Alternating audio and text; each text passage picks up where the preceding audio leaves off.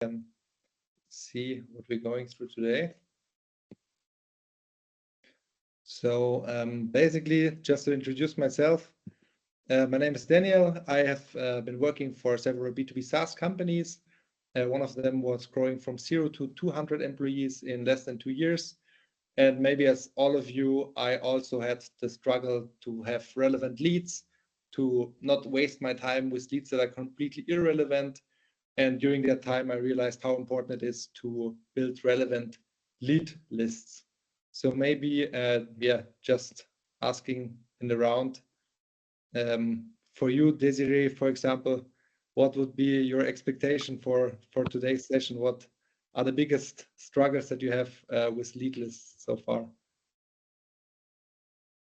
I mean, we have a pretty good stream of passive leads, so those that are downloading and engaging with our content. I think the biggest struggle for us is really what is going pure cold outbound.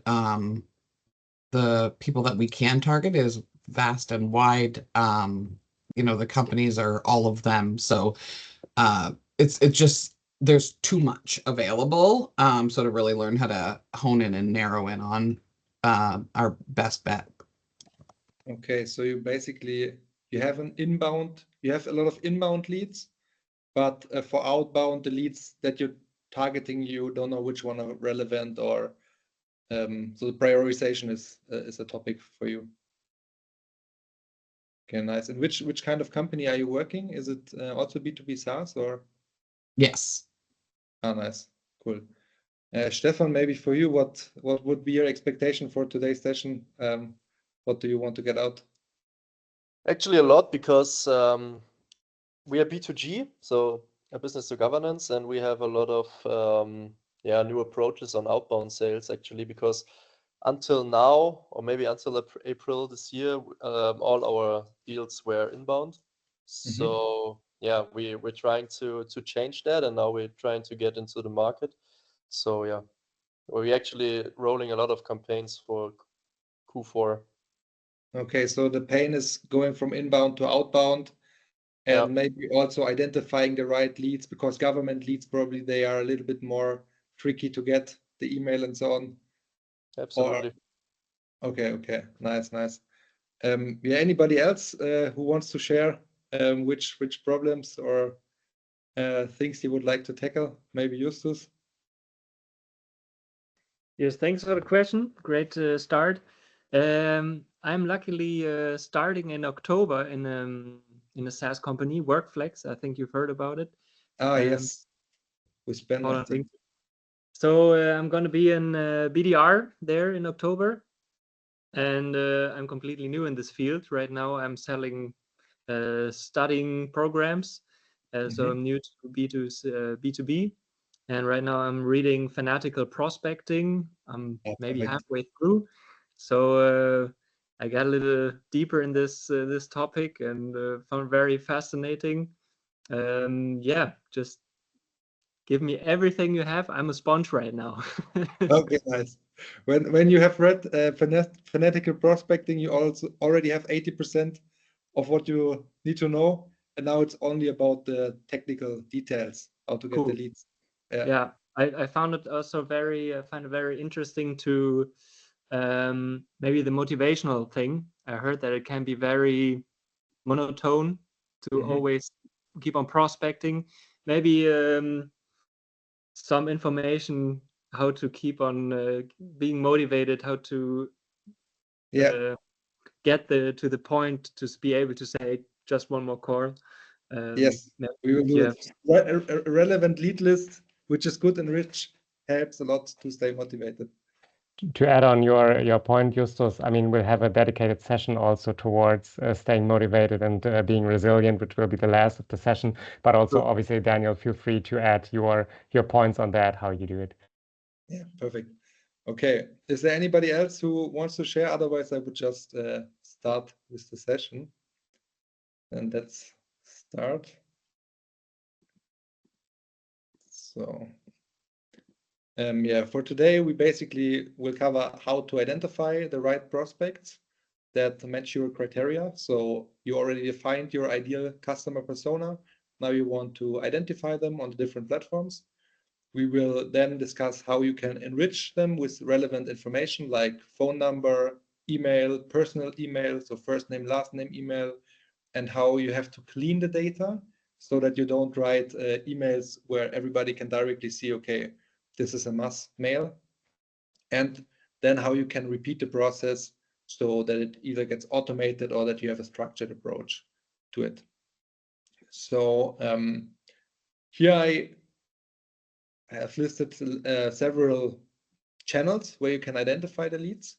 I think most of you know LinkedIn Sales Navigator, but asking in the round, which databases are you using right now? For example, for the government leads, do you have a certain platform that you're currently using?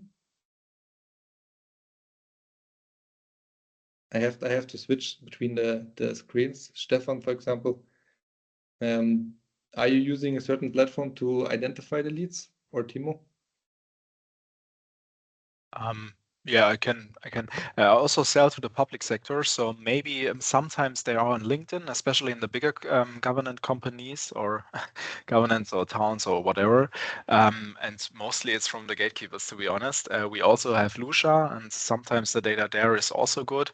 But mostly I think it's through talking to the prospects and try to find out who is responsible and get the data there. Okay, so you use mainly Lucia to get the... Mainly LinkedIn Sales Navigator, I would say. If I have some phone numbers, then I will add Lucia at some point.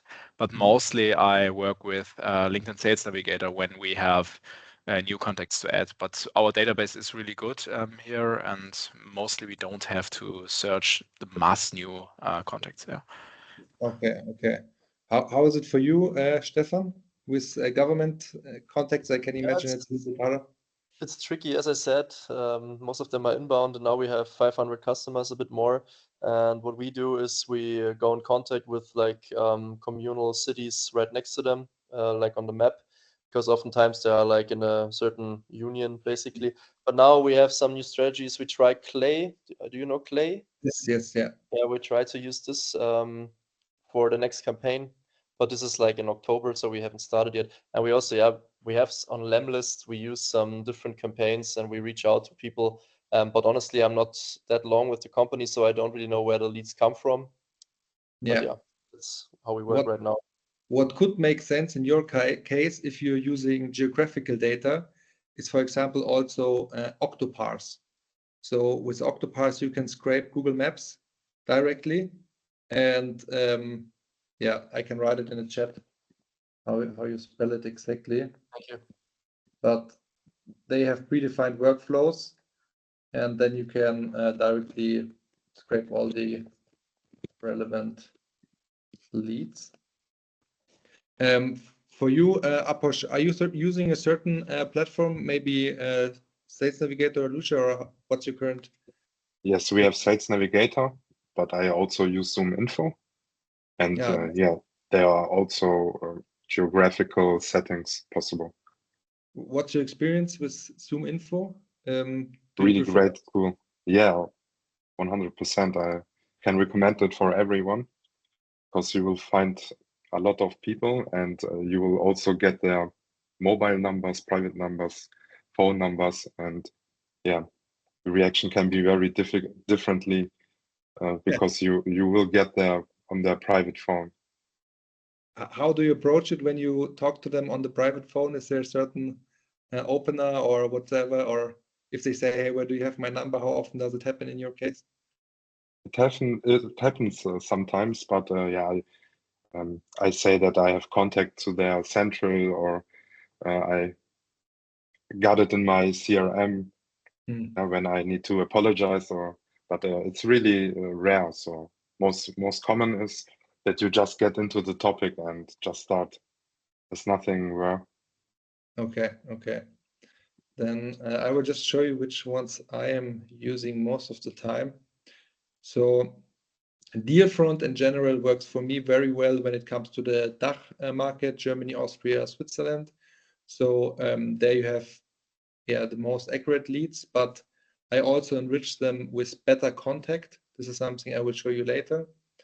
And regarding the platform in general, of course, you always have to check if you are, for example, a social media influencer agency. Of course, you should get your leads from Instagram. If you're more into B2B, LinkedIn. If you're a more tech person, probably a lot of your leads are active on Reddit. So always make it dependent. Choose the platform on where your leads are. I think this is something which everybody knows, but a lot of times people forget it and just are looking for a LinkedIn Sales Navigator, for example, just LinkedIn, but it's not always the best approach. So on top, if you have identified a platform, what can help you to get all the leads? I already mentioned Octoparse, but another thing is Instant Data Scraper. Instant Data Scraper, if you haven't heard of it, it allows you to scrape all the data from a website that you're seeing. So even in some tools where you might have to pay for the data, but you can copy it if you have a working student, you can replace the working student with Instant Data Scraper, for example. And if you are looking for a very, very fast way to get emails or phone numbers, you can also upload your LinkedIn Sales Navigator searches to Lemlist, or directly do a Lemlist Sales Navigator search. And there you also directly get the email addresses and phone numbers without having to go to any other platform. There's a question from Timo. Yeah, I have one question. For a few days ago, I tried to set up ChatGPT to search for certain numbers on websites, because we have a lot of smaller towns in our batch, and that maybe and they have all the data available on their websites, but ChatGPT can't make a list out of them. Do you think it's possible to scrap data like that if some AI or something like that has a list of maybe some government institutes to scrap the data from there completely? Yeah, it was. There are two things that are working very well. It's Perplexity AI. So Perplexity AI can scrape the websites in real time compared to ChatGPT. And this also works very well if you want to scrape information, for example, reference customers which are on the list, which you can then also use for customized compliments. So you can say, hey, I saw you have this and this customer already, really great because you're similar to our existing customer or whatever, because they are similar. And the other thing is Instant Data Scraper and Octoparse. They both also allow you to scrape the websites directly. Okay, Octoparse I wrote already down. The other one was Insta? I will write it down. Okay, thank you. Because this could be really interesting, especially, they have some for the CISO or ISB in German. They have sometimes the data on their website, and if you have a list of all towns and then all the I don't know the English word, Ansprechpartner. Yeah. And also the numbers there, so that would be really great to have something like that. This Instant Data Scraper is really worth a lot. So it's I think for free, but oftentimes even in Lucia and so on, or in dFront, you have all this data shown, but if you want to export it, you would have to pay a lot of money. So if you have a working student, he could copy it, but let's say this is, you're probably not allowed to do it, but it's helpful. And the other thing is, let's check for the other workflow. So the other thing is, if you're really starting the first time with extracting leads, one way, for example, is to use LinkedIn Sales Navigator. There you have the possibility to type in who you want to target, so your ideal customer persona. For example, in my case, it would be CEOs or owners or founders of B2B SaaS companies, in this case, the industry software development from the DACH region. Then I get a list with all the relevant people. In this case, 20,000 people would be relevant for me. Then I can copy the URL of this LinkedIn Sales Navigator search, and I just go to phantombuster.com, And on Phantom Buster, I can enter the URL of the LinkedIn Sales Navigator search, and it extracts all the profiles. So I have a CSV or an Excel sheet with all the people that have just been shown to me in this view. And then I can go, for example, to drop contact or better contact, and there you get the email addresses and phone numbers for exactly these people. So I will also write it here in the chat. Better contact, for example. Has anybody heard of you from Better Contact yet? Okay, then I will also show it in detail later. And the other one is drop contact. The good thing about Better Contact is that oftentimes you have the problem that one platform knows the email address or the phone number, but not of every lead. And Better Contact, it has more than 14 different platforms to enrich the email addresses and phone numbers. So it goes through every enrichment platform and then gives you the best email address and best phone number. So this is basically one way how you get from LinkedIn Sales Navigator, where you defined your ideal customer, to a real lead list with all the information like phone number, email address, etc. And the other thing, which is even better most of the times, is if you already have customers, that you build lookalike lists. So in this case, you go to Ocean.io. We can do it live here. So is there maybe, Timo, is there a certain customer that you have in mind which already is a good customer for you? You mean just a good customer for me?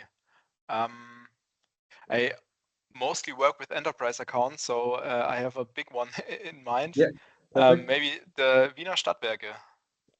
Wiener Stadtwerke, okay. I have to look up the, what's the website? wienerstadtwerke.at. Okay, then let's have a look. So you would enter the URL of your best customer. It's Wiener Stadtwerke in this case. And then it creates a list with companies that are very similar to your ideal customer.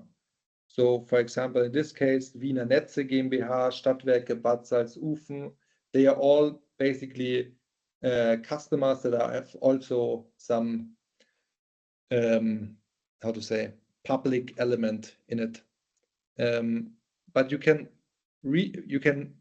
make the search even more relevant, because maybe you say, no, that's not 100% perfect. So you can refine it.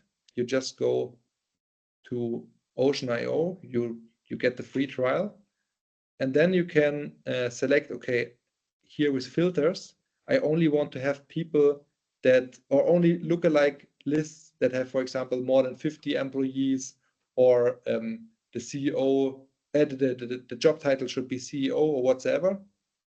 And then you have a list of only these people who match all the criteria. They are similar to your existing customers, and they fulfill your ideal customer criteria. And there you directly get in Ocean.io, you get their phone number and email address. So these are lists that have a very, very high conversion, because you already have a lot of social proof that you are working with customers that are relevant, that are similar to them. And so if you are in a meeting with them, they already see you as an expert or see you as an authority, because you're not a newbie in their industry. You know what you're doing. You can talk with them on a good level. So these lookalike lists, they are very, very helpful to get fast results. Does anybody of you know another platform how to get lookalike lists, or Aposh, is it maybe also possible with Zoom Info, or? I think you are muted. Yeah, I assume it is possible. If you set up the filters correctly, then you will get a lot of lookalikes. Perfect. Did you try it already for yourself to build like lookalike lists? Yes, I did. And yeah, Stadtwerke is a good example, because yeah, I tried already. with the Stadtwerke in Germany. It reminds me on our old company. Then we had success with one Stadtwerke in Germany, so we decided to reach out to every Stadtwerke in Germany for the social media management. Perfect. Did you see a better conversion compared to other lists that you were targeting, or was it even harder? What was your experience with the lookalike list? Actually, it was not successful in that case because it was hard to find other social media teams in that area. But yeah, it was really a particular specific problem, and not every Stadtwerke has built up their social media teams, and so the success were not the same with the first one. Okay. Yeah. So in this case, it didn't work out, but that's why we generate a lot of different lists. Different reasons. So I think it's a good idea to use lookalikes because you will solve their problems as well. So it's a great idea. Definitely. For me, for example, one of our customers is doing B2B SaaS for accounting. It's like an accounting software, and when you put it in Ocean.io, you get all the other B2B SaaS accounting companies, and it's it's much easier to get into a relevant conversation with them because they know, okay, this guy knows what we are doing because he has done it somewhere else already. So lookalike lists for me really it is one of the most relevant lists. The other thing is, if you have the list, now you need to enrich it and you need to clean it. So are there any possibilities, for example, in Zoom Info to clean the names? So if you oftentimes you have names that include the title like PhD and whatsoever, and you don't want to use it for your outreach, do you have a possibility to clean it in Zoom Info directly? Aposh? You can exclude everything basically. Okay, nice. So you just can say, okay, exclude the titles, exclude some fancy wordings and all this stuff. Yeah, I assume so. But for me, the titles are very important, so I look for the titles very carefully, and I have a lot of titles. Okay. With the Zoom Info, you can put in a very simplified list, and it will enhance with all of the data that it has about that person or about that company. And then you can export that into an Excel or directly into your system. But when you export it, you can, into an Excel, you can remove the data that you're not interested in. It will just give you everything. I find if anything, it gives me too much, but I would always rather more than not enough and slim down on my own. Because sometimes what you especially see in LinkedIn is that people have like emojis or things in their first name or last name which are not relevant. And what can happen is that you export these names, including these emojis, and then you send an email, hi, Adande, with this fire smiley, and they directly realize, okay, this is a spam mail. So what I would use, for example, is Lemlist for Sheets. If you have a long list with names that you want to clean, you can just install the Lemlist for Sheets extension, and it cleans all the names. But it does the same also for company names. So if you have a lot of companies and you don't want to write them, hey, Apple Inc., or your company name / Apple Inc., you just want to say Apple, for example, or Microsoft or Alphabet, then it also cleans all these irrelevant parts of the name. I think, as far as I know, this is not possible with Zoom Info, or is it also possible? I think you need to export it as data first. And what Desiree meant is that you basically exclude everything from that list. And it's just one more step, I think. Okay. Perfect. So this is But it something. wouldn't pull things like emojis or anything like that. Like that's not going to exist in Zoom Info. Zoom Info is strictly the database. So you're not going to find a lot of that. What you will find is like your doctorates and you know whatever additional letters behind people's names, but even that will separate into different columns so that you can just exclude that information. Ah, nice. And same for company names also. Okay, perfect. Then it's only relevant if you extract from LinkedIn Sales Navigator in this case. So let's go to the next step. So the other part, if you are enriching, there are also a lot of problems oftentimes to get the right email address and get the right phone number. So what I mentioned before is better contact. So here you just insert your list, your CSV, and then it goes through all the existing enrichment tools like Hunter.io, Apollo, etc., and finds the best email for you and the best phone number. So this is something where you save a lot of time and where you get a complete list. So instead of only having 20% of your list with phone number and email address, now you can enrich it up to 90%, and the list is much more worth for you. Which tools are you using for enriching the phone numbers? For example, Timo. We use, for example, Lucia. That's one that we use, but we not have that many, to be honest. Yeah. Not that many phone numbers, or what? Not that many enrichment tools. So we only have for content enrichment or B2B enrichment, it's Lucia, yeah. Okay. To get some numbers. Lucia, I think they are also not always the correct phone numbers as far as I experience it. Is it for you the same that you sometimes see, okay, it's not really working? Yeah, sometimes it's the wrong number. It also happens a few times that it's the private number, for example, or that it's the number from I don't know, the daughter who has now the the smartphone from the father, for example. It's always it's not that correct sometimes. Yeah, sure. Or the wife also often. Or the wife, yeah. Or the cousin in 4th grade. I don't know. We had a little absurd example of that. Nice. Sanket, which tool are you using to enrich your lists? Same with Apush, we just use like Zoom Info right now, but yeah, sometimes the contacts are also outdated. But it does give multiple contacts, so at least you can reach out other way as well. Okay, nice. Perfect. Then I have prepared a little list which might also be relevant for you, a little overview.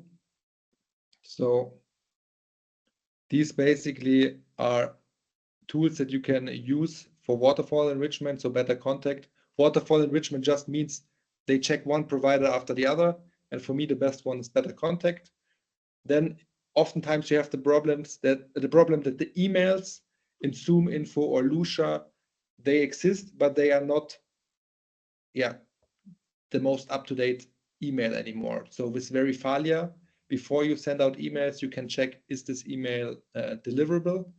And this will help you to keep your deliverability score high. So it means if you send a lot of emails and they all go to people where the email is dead, after a while, Google or Microsoft Outlook, they will understand, hey, this is a spammer.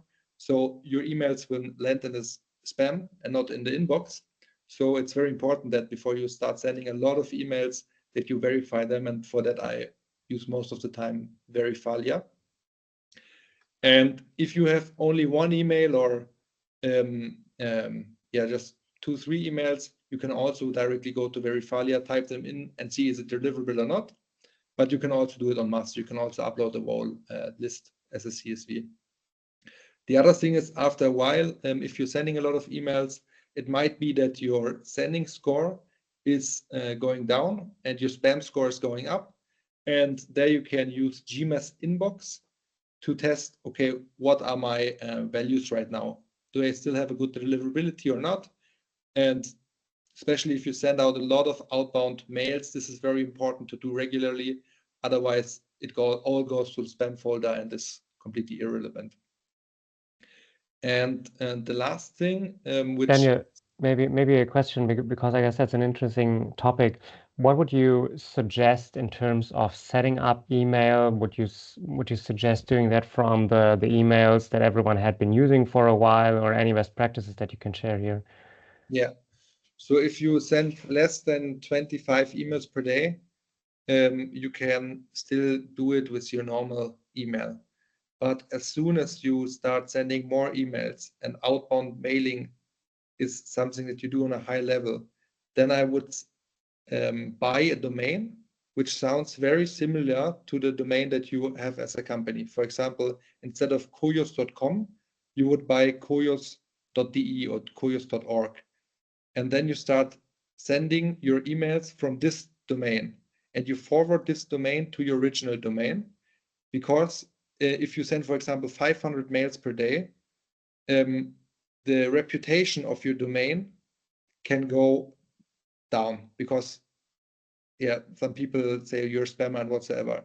And you never want that to affect your main domain, because there you're running Google ads also and whatsoever. So if you start sending emails with more than 25 people per day, I would suggest you to do it from another domain. And also what also helps is, for example, lemwarm. If you're sending out emails, lemwarm, perfect. Stefan Wittmann just wrote it. Perfect. Yeah, this is exactly the thing. It's lemwarm will help you to ensure that the emails land in the inbox by simulating that other people are answering to your mails.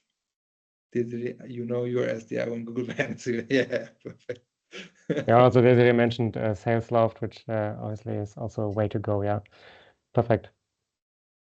Yes. So, and the other thing is, you can also, what we see when we run outbound campaigns for our clients, we have 100 different senders. So we have 3 people that are sending, and for each person we have 30 inboxes. So d.heltemes, daniel.heltemes, daniel.h, and so on. So that you have a very low sending volume per inbox. And this also ensures that your deliverability is much higher and that more emails get into the inbox and instead of the spam folder.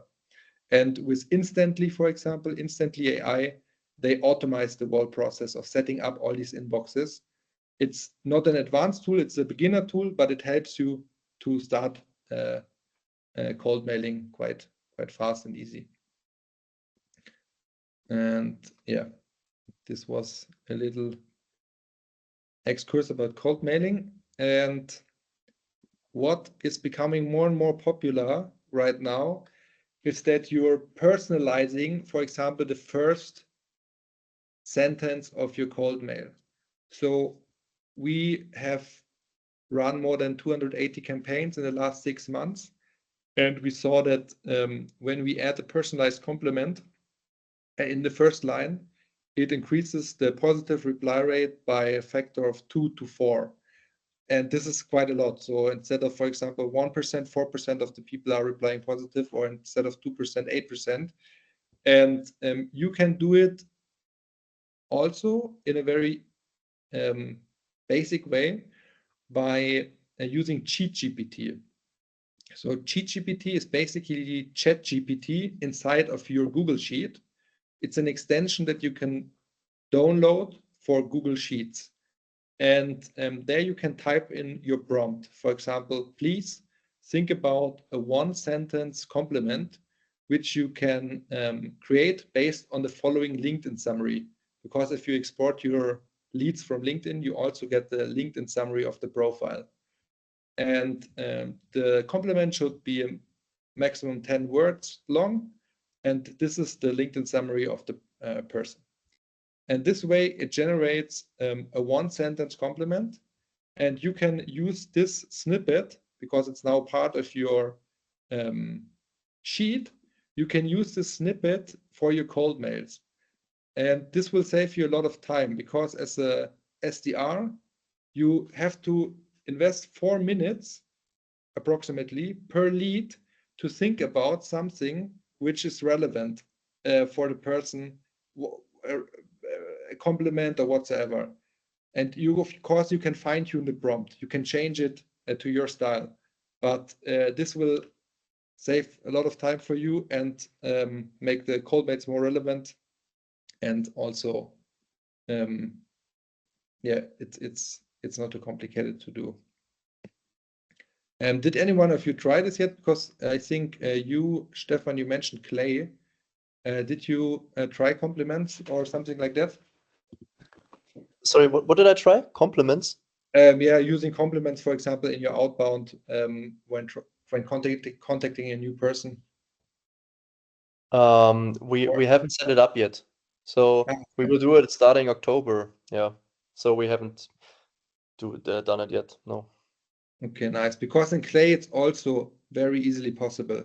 You just add a new column where you say, okay, now here it should be the LinkedIn summary of the profile, and then you add another column where you generate the compliment based on this LinkedIn summary, for example. And they also have in Clay, they have something which is called Claygent, and Claygent allows you to scrape the website of your prospect. And for example, in my case, it's oftentimes very important to know the reference customers. And then you can say, Claygent, hey, please scrape the website and look for reference customers, and just give me as an output just one reference customer. And then you can personalize your first sentence based on this reference customer, for example. So you don't have to do the work manually. You just set it up once, then you have a list, and yeah, it's very, very effective. Are there any other ways how you are now preparing or enriching your lead list? For example, Desiree, I think you work a lot with Zoom Info. When you reach out to new people, is there anything you do to your list to prepare the outreach, or you just take it right away from Zoom Info? I don't think you should ever reach out to somebody without at least exploring their LinkedIn. So I'm a huge believer that like pre-research matters. You should be spending, at least when you're initially identifying your prospects, you should be spending at least 5 minutes doing some quick research on their LinkedIn profile, a Google search if necessary. Your opening email whenever possible should include some level of personalization, and sometimes you have to really stretch to find it about them specifically, or if I can't find anything that's noteworthy about them, they're not super active on LinkedIn or something, then I've directly quoted things from the company LinkedIn or from their business plan for the year or things like that that will hopefully catch their attention to show that I'm not just one-offing. It's not a million emails that are mass going out. Yeah, perfect, definitely. And this is exactly what changed in 2024, because before that you could only do cold mailing en masse. And now with Clay, for example, you have the possibility to say, okay, enrich all reference customers, enrich LinkedIn profile, and enrich LinkedIn company, and then write a personalized first sentence based on all these enriched information. And this saves you so much time in the prospecting process, because it's normal as a human being. After 20 mails personalized, you're tired. You don't want to write another 20 personalized mails. And so even if you don't directly use the automatically created version, you can use it as a basis for your outreach, and then just fine tune it. This will save you a lot of time instead of doing everything from ground for each lead. And I think this is the beauty of AI when it comes to outbound in 2024. And this is something that ChatGPT or Clay enable you to do with your lists. So yeah, the last thing basically is that you repeat the process. So that you basically structure your week, or that you structure your CRM. And here it would be very interesting to hear from you. So the more experienced SDRs, I think Aposh and Desiree, you both have a lot of experience from what I could hear so far. Timo probably also. So maybe Desiree, can you share how you structure your week when you approach a new week? going out, doing outbound? I feel like I'm a bad example only because I actually head up the SDR team. So I think for this training session, probably one of the first leaders, but coming from North America, I really wanted to pick up on some more European DACH region sort of style and influence because the cultural differences. But historically, I used to use Mondays and Fridays to do a lot of my prospecting.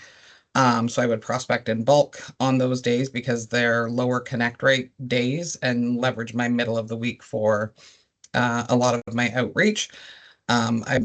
I always was organized in the sense of like even the tabs, I had a specific, Chrome tab set up for when I'm doing prospecting and things so that it's more efficient for me to know where to look and who to look for, and then just really leveraging the tools that I have. Okay, nice. So if I understood it correctly, Monday and Friday, written outreach, and during the week, Tuesday to Thursday, calling outreach, or written outreach is in that sort of Tuesday, Wednesday, Thursday, but Monday and Fridays is primarily doing the pre-work. So doing all of my prospecting, getting them placed into a cadence, adding all of my notes for what I want to leverage for personalization so that when I'm ready to start calling or I'm ready to start sending those emails, I have everything sort of pre-prepared for me and it doesn't slow me down in the moment. Okay, perfect. And are you mainly, I think you said you are head of SDR, the head of the SDR team right now. Yes. Okay. And this structure also applies for your whole team right now, or do they have a completely different structure? There's flexibility and autonomy in the way they operate. My expectation is that we're adding a minimum of 5 new prospects a day or 25 a week to ensure that there's always fresh people. There's lots of stats and things that show, the first 1 to 3 attempts of reaching out to somebody is your best opportunity to actually connect and get a reply. So ensuring that we're always putting fresh people into our cadences and our activities. So that's really the biggest focus is just making sure that you are always adding. Okay, nice. Yeah. How do you ensure that the leads which they are contacting are relevant? So mainly on Monday or Friday, you have probably some hours where you go through the list and you check, hey, are these the right people that we will contact this week, or how do you ensure that the right people are contacted every week? We're still figuring out what the right people are. We work in innovation, so every industry, there's, probably 60 different titles that we can target. And this is a new function for Hype. So right now, a lot of it is trial and error. We're trying to stick within the innovation title range, but that can be very different at different companies. So a lot of it is trial and error or exploring those more passive leads that are sort of just downloading content and not direct inbound requesting demos. Having a look at those titles and it's really data collection right now. Yeah. Okay. I understand. For you, Timo, do you have a special structure for the week, or? Yes, I have a fixed batch, so I have an average. I think it's 200 accounts, and without the daughter accounts, and I try to focus per week per industry. So, for example, one industry is hospitals. Then I included what I learned about the pain points of hospitals. I don't really focus on specific persons. I'm not that personalized, but I try to understand and implement what I know about the industry, and that also works quite good. And also, I set up an outbound flow for in Groove. We use Groove for that for the specific industry. So, for example, NES2 is a big topic in the moment in the cybersecurity world, and this worked really well in the insurance sub-industry for public, for example. Yeah. So you have not a personalized email for everyone, but you personalize it for the segment that you're targeting. I try to be as relevant as possible in the segment. Okay, with a relevant pain point, a relevant topic. And what means really good in your case? So how many people are responding, or how many people are interested? Is it 1%, 5%? Just to get a feeling. With the mass mails, it's not only about to get a reply, it's also about checking if the contacts or the are still the same, or if the email addresses bounces, for example, that's a way to find out which contact is to contact in that place.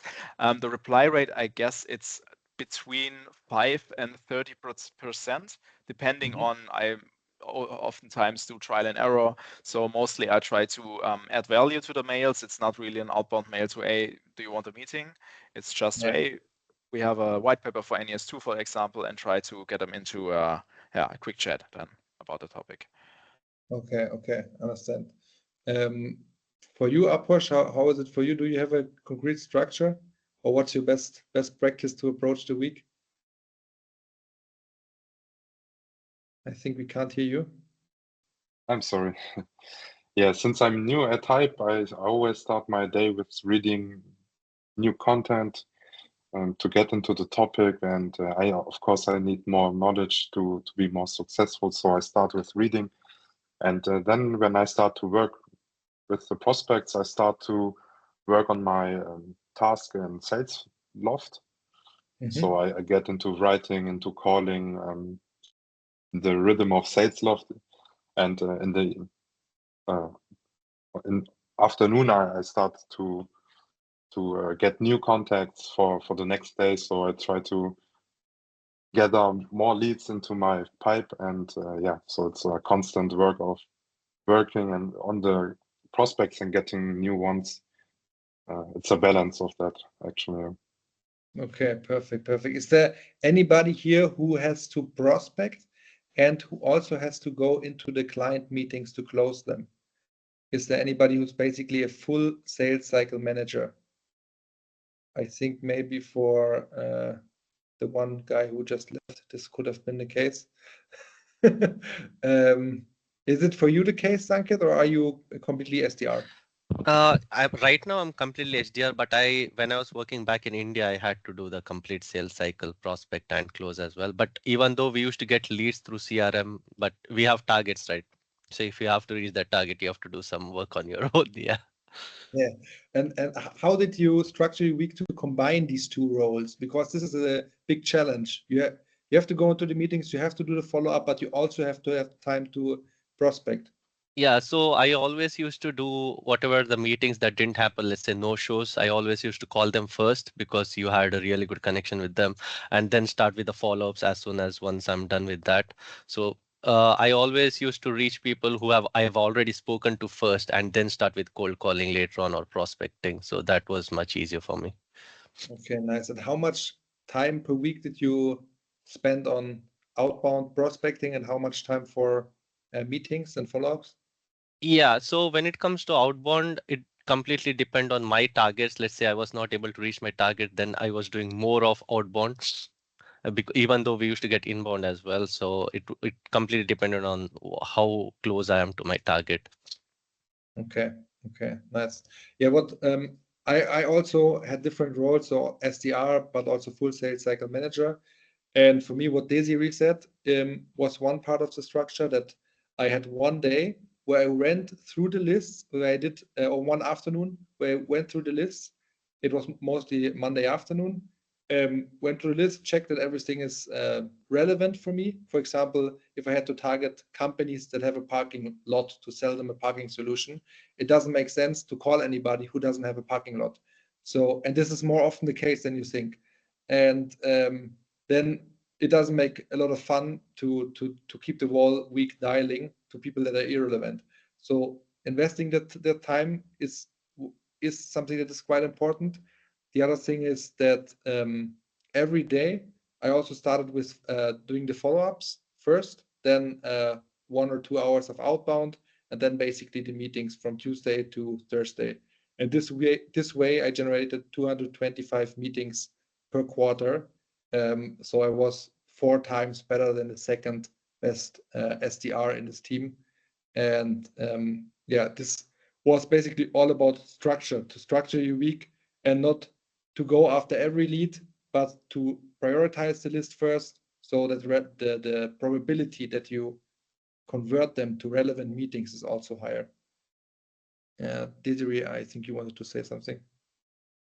Yeah, I think something I failed to mention was structuring your day and using your calendar to hold yourself accountable, that autonomous work that we do, I would always have like a 30-minute block in the morning, which is just my focus time, which means I can go through my emails, check if there's anybody that I need to follow up on. I would schedule like a 15 minutes before lunch for callbacks or reminders of upcoming meetings, schedule a, at least a 1 hour call block in the morning and a 1 hour call block in the afternoon for me to do my actual active calling, to kind of hold myself accountable to those. Yes, they're flexible and you can move them around if there's trainings or other meetings, but it guaranteed that I had a routine and a schedule, and trying to stick as best to that as I could.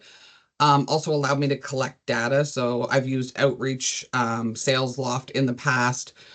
We use SalesLoft now, but in the past I've also used Outreach. But you can track data on like, what is your best time to call? So if I try for a week or two straight calling at say 9 a.m. and 2 p.m. and I'm getting 0 pickups, well, maybe I want to shift those time blocks. But Yes. that consistency in scheduling really allowed me the opportunity to learn where I perform best and make those tweaks and adjustments. Yes, definitely. This is also something what I had to learn, which is very important. There are some decision makers, for example, Edeka, Aldi, etc. They are you can only reach them between 5 a.m., for example, and 10 a.m. in the morning. So it doesn't make sense if you start your day at 11 a.m. and you call the whole afternoon, because they are not in the office anymore. So we started our days at not 5 a.m., but at 7 a.m. to reach the people in the morning, because the rest of the day it was not that relevant. And the other time which worked very well for us, for example, was Friday afternoon. Friday afternoon, a lot of people are in a chilled mood. You can reach them and they are not as stressed as on Monday, Tuesday, or Wednesday. So oftentimes, if you still have to hit your target, stay in the office on Friday, because it's a really thankful day for outbound calling. And yeah, people believe Friday afternoons are terrible because nobody's there, but it's not true. Those that are working are quite content to talk to you. I also found like quarter to the end of a lunch hour, so like 12:45 is a good time, because people get back to their desk a little bit early and have a few minutes before the next meeting starts. Or you can try at like 5 minutes, if you're just making a couple of quick dials, 5 minutes to the next hour, to find those moments before they're getting on to the next activity, when they might have a little bit of a gap. yeah, definitely. So 5 to 50 minutes before the full hour, it's always very good. And I got addicted at this time, because you have so much dopamine rushing through your brain when you get these meetings, that I thought, hey, wait, Edeka, Aldi, and so on, they also work on Saturday. So some days when I wanted to hit the target, I even called on Saturday and they were in the office, because this is their work day. And so adjust the times to the times where your decision makers can be reached, and don't waste your time. Or you can always do it, but try to be specific with your times. Then you also have more fun doing the outbound calls. And actually, maybe Daniel, sorry if I'm adding there. I guess it's a very important topic to really for all of you to dive into the specifics of how to structure your day and week. And this is actually why we're having a session specifically targeting on that in a few weeks. So yeah, just that you know that this is coming up, so that you will leave that also with a perfect structure for yourself. Yes, perfect. And the last thing about this topic is only your energy, it goes down after around, I saw 45 minutes. So I structured my cold calling sessions always like 45 minutes cold calling, and then 15 minutes, not just sitting around doing maybe kicker or go outside, call a friend whatsoever, drink coffee, green tea, whatever you prefer. And then the next 45 minutes, just do cold calling. Don't talk to your friends. Don't go to the toilet. Don't update your CRM or whatsoever. Everything becomes an excuse as soon as you have to pick up the phone. So really 45 minutes doing nothing but calling, and then afterwards you can do all this other important stuff. Yeah, this was basically the practical part about how you can repeat the process. But there's also another part to it. It's the technical part.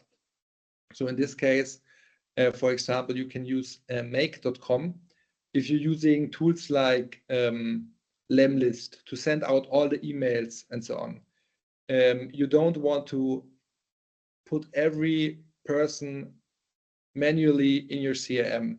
So what you can do is you can set up a make CRM automation where you can directly define, okay, hey, if I have a new lead coming in, just create a new company and create a new contact or create a new deal. And then it creates all these information automatically in your CRM. This is a more advanced workflow now. You can also do it easier. But this is also something I wanted to show to you because it can become overwhelming to have to update everything manually. So yeah, what I would say to summarize when you're creating lists is that you select a relevant platform which matches your audience, that you definitely try lookalike lists, you enrich them with your email and your phone, because just emailing them and waiting is often not enough. If you see a reply coming in from an email, directly call them, or if you can't reach them via email, try it via phone or the other way around. And before you target these people, make sure that you have cleaned all the information like title, company name, full name. And this ensures that you don't have an irrelevant spray and pray approach that basically wouldn't work at all. So maybe to wrap it up, Desiree, what for you, what would you say was still missing for this session?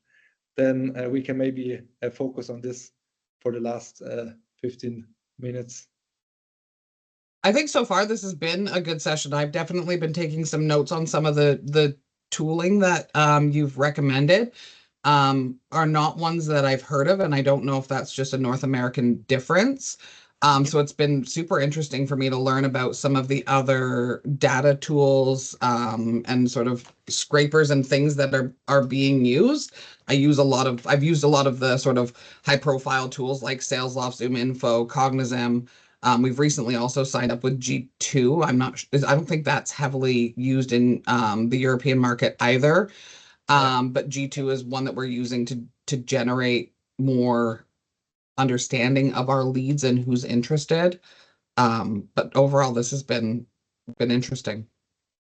Okay, nice. Is Timo, is there for you a certain topic that you might want to explore more detailed, where you say, hey, this is something I have problems with right now when it comes to enriching or whatsoever?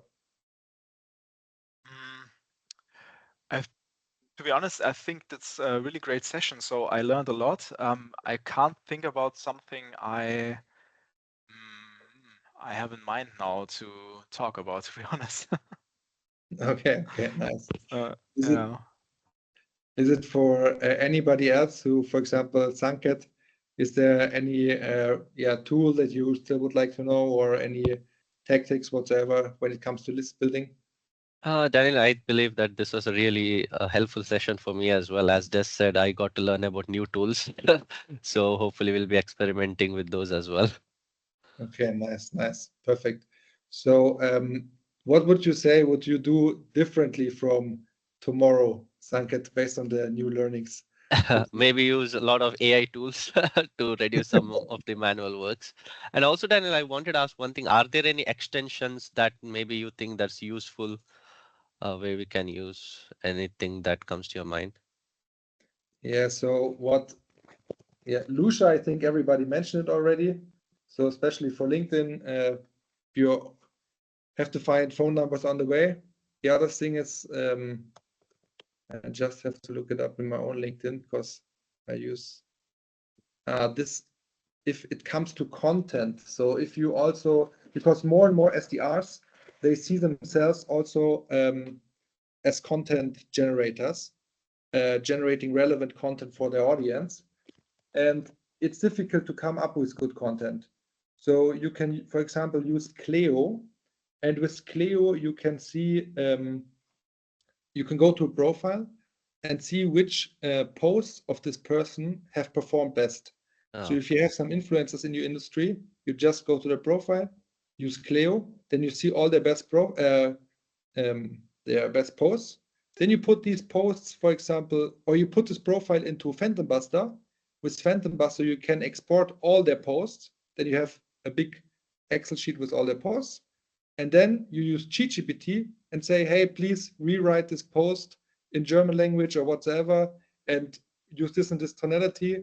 And then you suddenly have 20 posts or whatsoever that you can also use as an SDR that are written in your tonality and have already shown that they might perform very good. So Cleo is in this case a tool that I could recommend when it comes to content generation. thanks, Daniel. Yes, and yeah, maybe for you, Justus, because in the beginning you said, hey, now you're starting. What was helpful for you, and what would you like to? What was not covered from your side? Well, many questions, of course. Yeah, But okay, it's always nice to get some input and develop new questions or a broader view on the one side, but also, of course, more question regarding all these topics. I think it's nice if I have like a little push with all these tools. I think I still have to get in touch with all these techniques and just find my groove. I'm also very interested and curious about the time management, but as Daniel said, it's going to be another topic, because I just saw the clock with, maybe I have it open. Yeah, just calling in the morning and at the very end, and in between do some admin time and then call right before lunch again. With some LinkedIn Learning I saw. I wanted to ask if this might be a fit for you for a SaaS company, or what is your opinion? I think I didn't really get the question. So whether it's a good idea to call it directly in the morning and then in the afternoon, or yeah, in the morning, right, before lunch, and at the end. I have it here. Maybe from what I understand, Justus, so what I would say is this is primarily depending on the actual target audience that you have. Yes, I mean, exactly. Daniel explained that great example from reaching someone on a Saturday, which is probably like in 95% of B2B companies not relevant, or won't work. So this is probably less regarding your solution, but the target audience you're selling to, how you would schedule this and how you would change your calendar there. yeah. And you will, yeah, I think at the beginning, I just saw your graphics. At the beginning, you will just try to call at different times, and then you see, at this time. What I would also do is you have just a paper where you see how many people did I reach and how many people of them were decision makers. So because after 3-5 calls, you always get the illusion, oh, I have already done so many calls, but you have just done 10 calls. So, and you didn't reach one decision maker. So make a list while you're calling. How many people did I call? How many decision makers did I reach? How many conversations did I have? And have it in front of you while doing the 45-minute call calling sessions. Then you stay much more focused and see, okay, this is, I didn't really do something today. I still have to do it. That would have been my second question. How do you keep track? Just keep it simple with a piece of paper and a pen, or a little more advanced tools like, this book Fanatical Prospecting said, for example, if you have a ratio, if you have 30 prospects and you have your conversion ratio of 10, you have one prospect turned into an opportunity. The question was, how many leads do you then have? You don't have 30 anymore, 29, most people answer. You have only 20 because your ratio is 10%. So you got 10 less. Yes, yeah. Regarding how to structure, I would really, if you if you somehow can do it, I would really, for these cold calling sessions, just use a paper. If you're completely new, to not get distracted. I know everybody thinks, yeah, but I have to update my CRM and blah blah. Yeah, then do it directly afterwards. But what the biggest mistake that when I had to lead the SDR team, I saw there are so many excuses to not pick up the phone, and CRM updating is one of the biggest excuses to not do the next dial. So if you have a very good CRM like Close.io, where you can do multi-dialing, one call after the other, perfect. But if you use Salesforce or HubSpot and you don't have a good extension, try to write down your notes. It's a practical advice from me. It's not from it's not best practice for the world, yeah. But at the beginning, do it with a paper. Then when you get used to working with Salesforce and HubSpot, then do it directly in Salesforce and HubSpot. But at the beginning, it's too much distraction for doing cold calls. Yeah, this is what I think in fanatical prospecting, he says the same. Just go in a room, white paper, call. Then afterwards, you can do all the notes. Okay. Thank you. Yeah, you're welcome. Stefan, maybe for you, regarding governments, is there something that we have to cover more deeply? Well, as I said, I'm relatively new in this sector and in this market, so also the company is very young, so we just try a lot. We fail and progress and we learn. So yeah, I don't know. Maybe if you have something in mind, if you know a person who's like a star in this area, then something like that, yeah, that would be cool. But otherwise, I don't know. Maybe you have some tips for us. Yeah. But yeah, right now, like we try to get more data with Clay and with LinkedIn Sales Navigator right now, which is like a very common thing to do. But also a lot of tools we don't really like know if we should try them because they can be very expensive. And sometimes we have budget, yeah, but we have to look where we spend it on. Yeah. So I don't know if I really have a question, but I think I got some answers, even if you don't have a question. Okay, perfect. So yeah, regarding Clay becomes expensive super fast. So for example, using ChatGPT as a workaround is something which is much more cheap. And the other thing is when you're completely new in a market, oftentimes the people spend way too much time on improving the messaging. They think the biggest difference is in the message. But the message oftentimes is not the biggest difference. If you send the same message to a different industry or a different persona, for example, instead of the CEO, you are an influencer marketing agency, instead of the CEO, you send it to the influencer marketing manager out there. This is a no-brainer. But then, of course, you get much more response.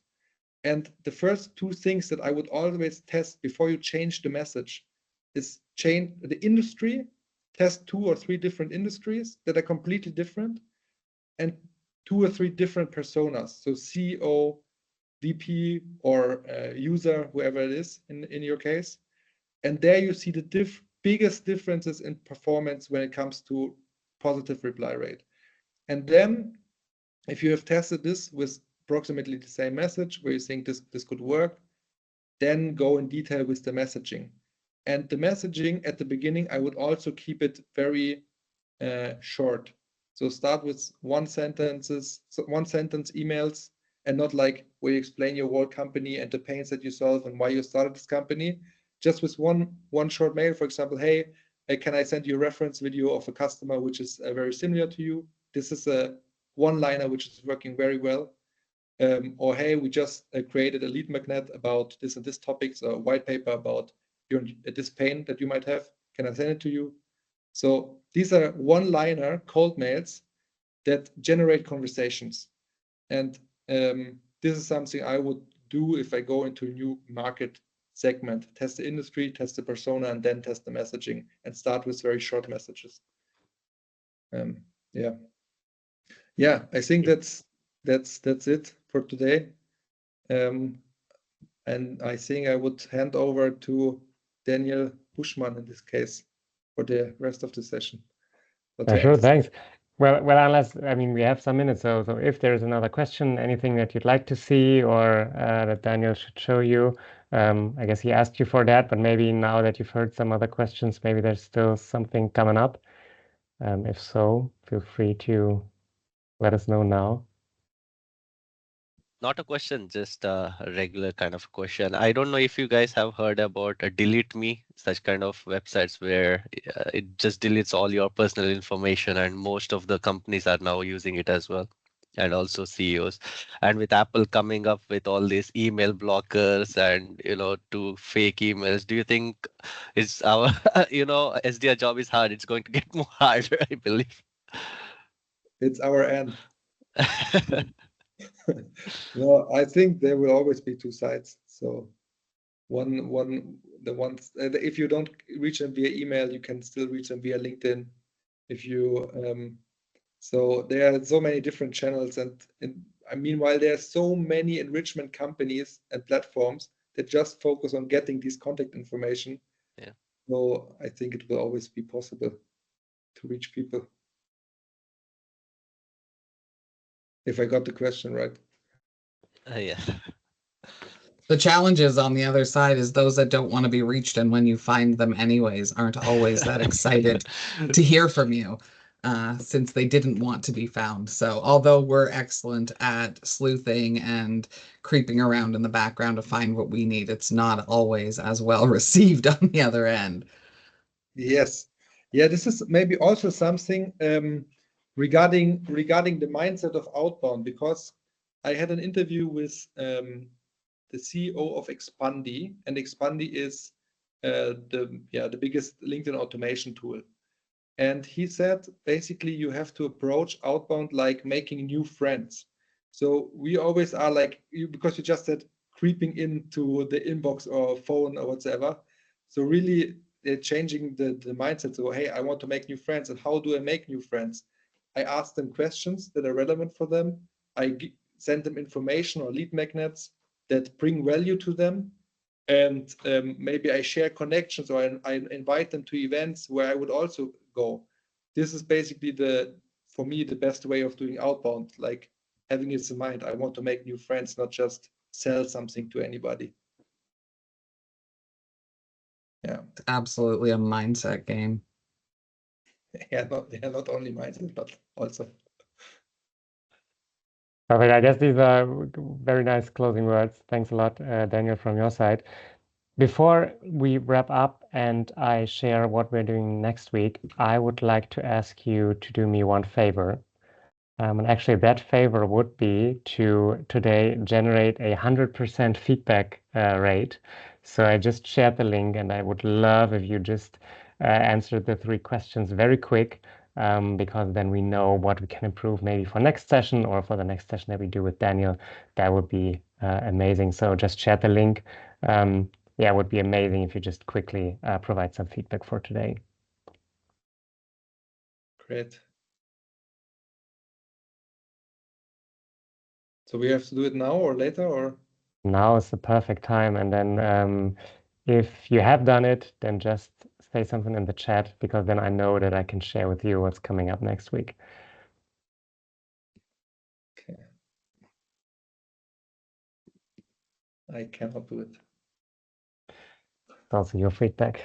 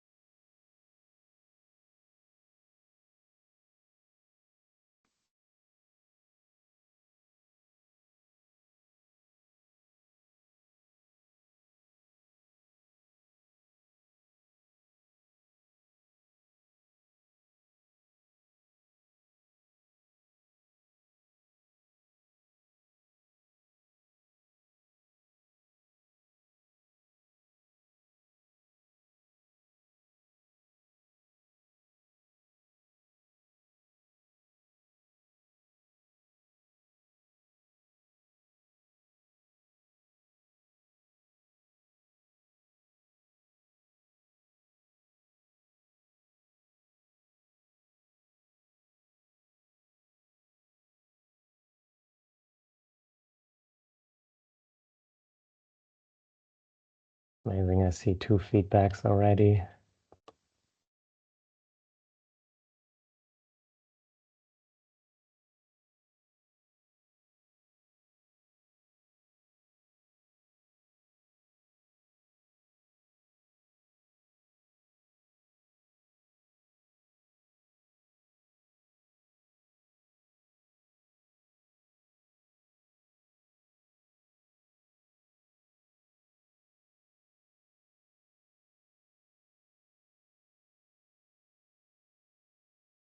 Exciting times. Amazing. Yeah, so for everyone who's just finishing, maybe let's sum it up for the rest of you. Yeah, next week we'll have Arthur Eberle with us. And I mean, we talked about a few parts regarding cold calling today, but next week's session will be strictly on cold calling.